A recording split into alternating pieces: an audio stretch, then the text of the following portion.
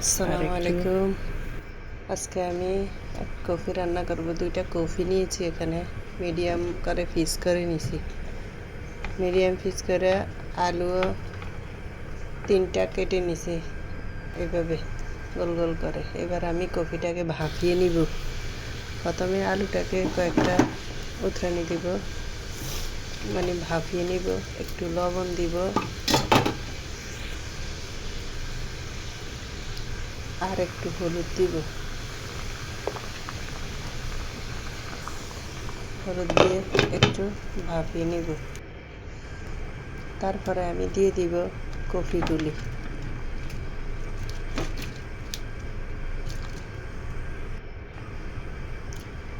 কফিগুলি আমি 2 মিনিটের জন্য ঢেকে রাখবো। 2 মিনিট পরে আমি গ্যাস বন্ধ করে দেব। এদিকে আমি মশলাটা বানিয়ে নেব। 3টা পেঁয়াজ নিয়েছি মিডিয়াম সাইজের, 3-4 টুকরো আদা নিয়েছি। তারপর নিলাম পরিমাণ মতো মরিচ। আমার এই মরিচের ঝাল কম, তাই আমি একটু বেশি করে নিলাম, কালারটা সুন্দর আসবে। একটু পানি দিয়ে ব্লেন্ড করে নেব। এদিকে আমি পাঙ্গাস মাছগুলি একটু তেলে ভেজে নিব। আমার আলু আর কফিগুলি ভাপানো হয়ে গেছে, এবার আমি পানি ছেঁকে নিব এটা। এদিকে মাছগুলো একটু উল্টে পাল্টে দিলাম। আমি কফিটা এবার তেল দিলাম, কিছুটা তেল দিয়ে কফিটাকে একটু তেলের মধ্যে নাড়াচাড়া দিয়ে নিব। এদিকে আমার পাঙ্গাস মাছটা হয়ে গেছে। আমি তেলের মধ্যে আলুটাকে একটু, এটা ভাপানো আলুটাকে একটু লাল লাল করে ভেজে নিব। আমার আলুটা যখন এরকম লাল লাল করে ভাজা হয়ে যাবে, তখন আমি এটাকে তুলে নিব। এবার আমি কফিগুলি দিয়ে দিব। কফিগুলি তেলের মধ্যে একটু ভেজে নিব।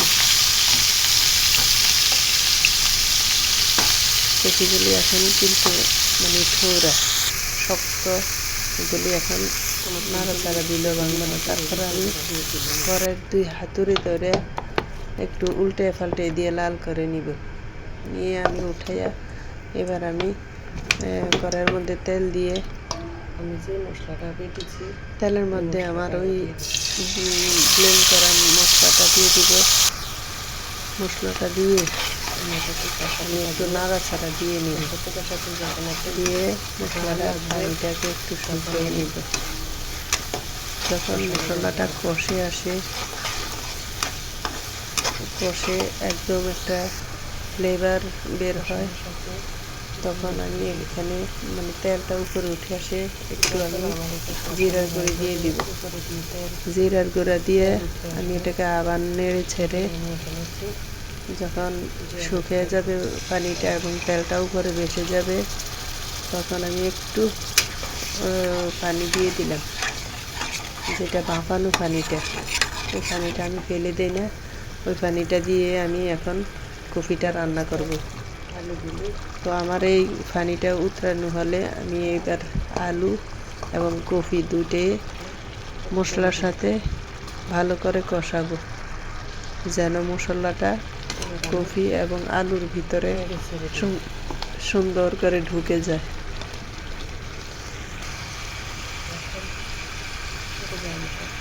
আমার কফিগুলো আমি নেড়ে সুন্দর করে মশলার ভিতরে মেখে নিলাম। এবারে স্বাদ মতো পরিমাণ মতো আমি লবণ দিয়ে দিলাম। আমি আরেকবার একটু লবণ দিয়েছি সিদ্ধ করার সময়, ওই তারপরে এখন আবার দিলাম হয়ে যাবে মশলার সাথে, তখন আমি হিসেব মতো লবণটা দিয়ে আমি মশলার সাথে আলু কফিটা কষাইয়া আমি পরিমাণ মতো পানি দিয়ে দিলাম। আমার এখানে ভাপের পানিটা, কফি ভাপানো যে পানিটা, ওই পানিটা দিয়ে আমি কফিটা রান্না করতেছি। এবার যখন পানিটা উতরানো আসবে, তখন আমি মাছটা দিয়ে দিব। মাছটা কফি যতটুক নিছেন তার চাইতে অর্ধেক নিতে হবে, মানে 2টা মিডিয়াম সাইজের কপির সাথে আমি 7-8 পিস মাছ দিয়ে দিলাম। এখানে আমি ফাঙ্গাস মাছ দিয়েছি, অল্প ফাঙ্গাস মাছ দিলেও তরকারির স্বাদ বেড়ে যায়। তো আপনারা অন্য মাছ নিলে প্রায় 8-10 পিস মাছ নিয়ে দিবেন 2টা কপির সাথে। তো আমি হালকা একটু গরম মশলা দিয়ে দিলাম, আমার তরকারিটা ফ্রাই হয়ে এসেছে। একটু ধনেপাতা ছিটিয়ে দিলাম উপরে দিয়ে, তারপরে আমি 2 মিনিট ঢাকনা দিয়ে রেখে দিব। এভাবে একবার হলেও বাসার মধ্যে ট্রাই করে দেখবেন, ইনশাআল্লাহ যে খাবে সে অবাক হয়ে যাবে। এত টেস্ট করে, কিভাবে রান্না করলেন সে আপনাকে জিজ্ঞেস করবে, কিভাবে এত কালারটা সুন্দর আসলো আর এত টেস্ট হলো কিভাবে। প্লিজ তরকারি নিলাম, একবার হলেও দেখেন, ট্রাই করেন। এটাই হলো আমার দেখেন সকালের কালারটা যে কত সুন্দর আসছে মাশাআল্লাহ। আমি এখন রুটি দিয়ে খাওয়ার জন্য এটা